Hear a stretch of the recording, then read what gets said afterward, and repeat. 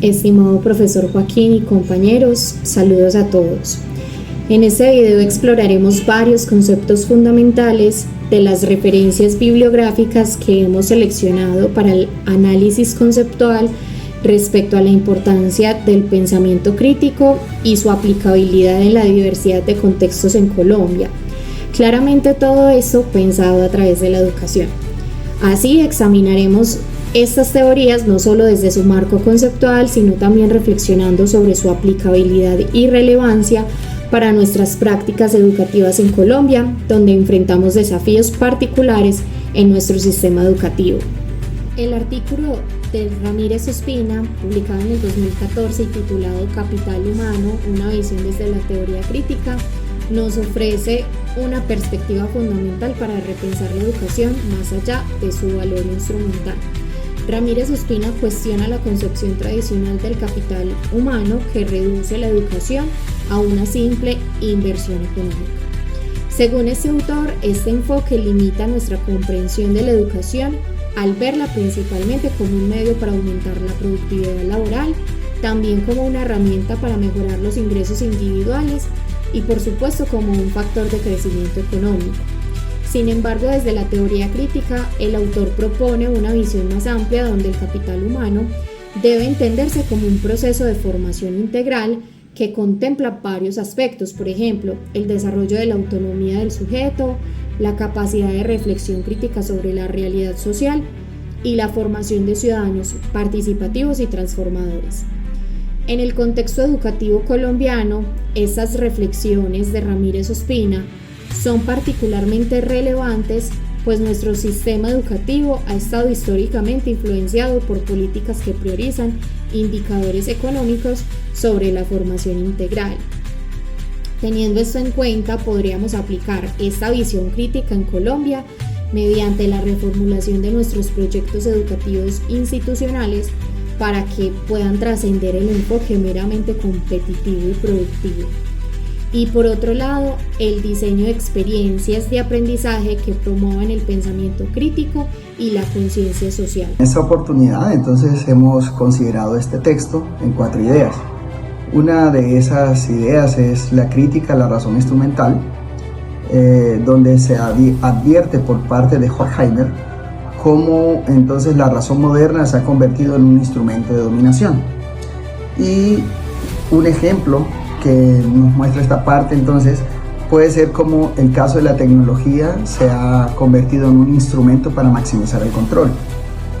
Es de reconocido uso que existen cámaras de vigilancia en los trabajos, que las personas que trabajan en ciertas empresas, por ejemplo, no pueden desperdiciar tiempo, no pueden ir 2-3 veces al baño porque no están rindiendo y no están cumpliendo con los niveles de producción que la empresa tiene. Entonces, en ese sentido se ve cómo la tecnología se convierte en un instrumento para maximizar el control. Una segunda idea, entonces, amigos, tiene que ver entonces con el papel de la cultura y la opresión. En este momento, entonces, Marcus nos habla de cómo las masas se están volviendo consumidoras, creando una falsa conciencia. Y esta idea, ¿cómo se relaciona hoy en día? Pues la verdad es cómo las redes sociales se están volviendo más hacia el lado del entretenimiento y la distracción y nos hacen olvidar en realidad de aquellas cosas que sí vale la pena considerar. Entonces eso recuerda como los circos romanos, que cuando el pueblo estaba en crisis, cuando la política no funcionaba, entonces distraían a la gente con digamos, espectáculos para que la gente no pensara en lo que en realidad tenía que afectar su pensamiento. La tercera idea entonces tiene que ver con historia y poder. Sotelo en este momento enfatiza un poco cómo la historia no es neutral y mencionándolo y trayéndolo pues a nuestra realidad, a nuestro vivir. Entonces es como los medios de comunicación y los medios de influencia de verdad pues ya están digamos contando una versión de la historia a su conveniencia. Ya la gente no se informa, nosotros, la gente, el público, no nos informamos de las cosas como son, sino que son informaciones manipuladas. Y una cuarta idea, que lo menciona tanto Horkheimer como Marcus, tiene que ver con la posibilidad de una transformación social. Y esto, pues a pesar de que existen medios que nos están manipulando, información que se nos transmite y no es del todo tan real, pero aún así en medio de estas circunstancias existen ciertos movimientos que están en contra de estos pensamientos, que han desarrollado un pensamiento crítico y están inconformes con lo que viven. Entonces en ese sentido empieza un nuevo movimiento que poco a poco avanza hacia una transformación social. Una primera idea de este libro de Hoyos y Vázquez tiene que ver entonces cómo los intereses de la vida cotidiana como fundamento del conocimiento científico. En este momento, digamos, Hoyos y Vázquez explican cómo nuestras vidas cotidianas de alguna manera están influenciadas por el conocimiento científico. Y un ejemplo pues, muy conocido por todos es cómo la crisis climática está siendo estudiada por los científicos porque esa crisis afecta a la sociedad. Entonces, cómo los científicos de alguna manera entonces prestan sus ideas para cómo disminuir los daños o la crisis climática que se presenta en todo nuestro mundo. Una segunda idea entonces es la relación que nos muestran Kant, Husserl y Habermas en la construcción del conocimiento. Es decir, cómo se relaciona ese conocimiento para entender cómo se validan los conocimientos dentro de los marcos sociales y culturales. Un ejemplo de estos, aplicado a nuestra sociedad, a nuestra realidad, tiene que ver entonces cómo las redes sociales afectan nuestro aprendizaje o el conocimiento de la realidad. A veces nos sesgan el pensamiento y no desarrollamos esa mirada crítica o ese ir más allá de las cosas para cuestionar.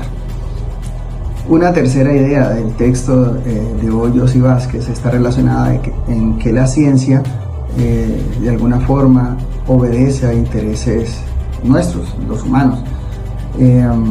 Entonces se nos muestra cómo, digamos, la parte técnica, o sea, el control del entorno, la parte práctica como la comprensión mutua y el tema de la emancipación, es decir, hacia la liberación, eso de alguna manera cuestiona la objetividad de las ciencias tradicionales. Quiero analizar un poco sobre cómo el pensamiento de Michael Foucault, según lo expuesto por Pedro Lanceros en el libro Avatares del Hombre, nos permite comprender las relaciones de poder en la educación. Foucault plantea que el poder no es algo que se posee, sino que circula y se ejerce en las interacciones cotidianas. Esto es fundamental en la escuela, en donde el conocimiento y la disciplina están completamente entrelazados.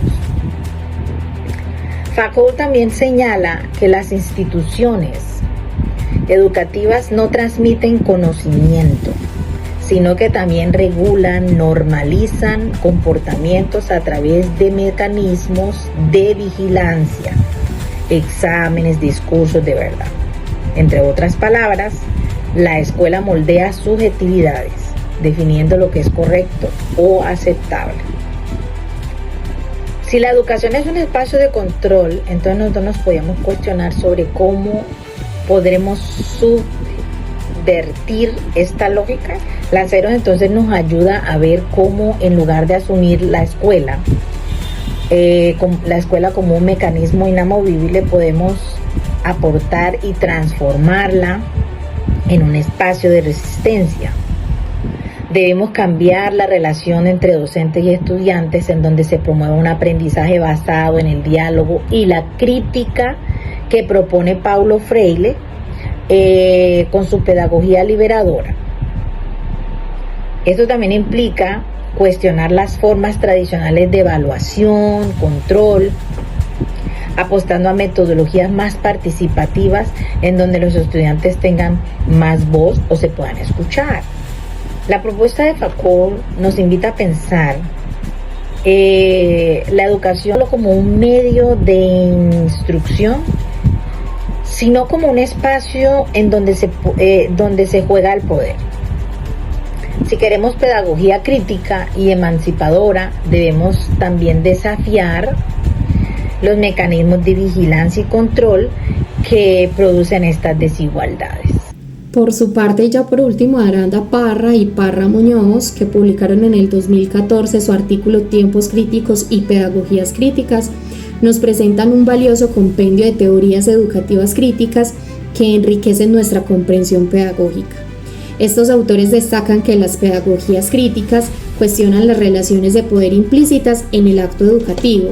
Además, reconocen el carácter político de la educación y promueven la emancipación y transformación social a través del proceso formativo.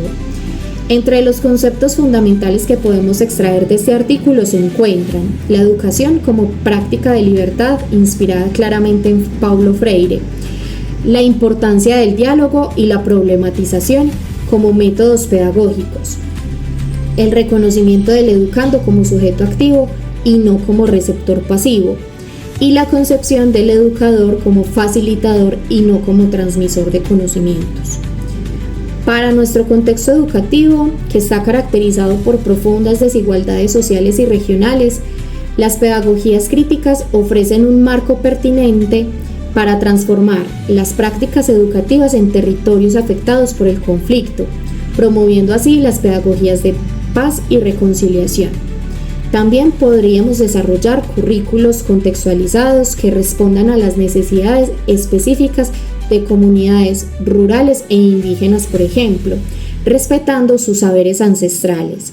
Fomentar espacios de participación estudiantil significativa en la construcción de políticas educativas institucionales e implementar metodologías como el aprendizaje basado en problemas sociales que sean relevantes para Colombia, por ejemplo, la desigualdad, la sostenibilidad ambiental y la diversidad cultural.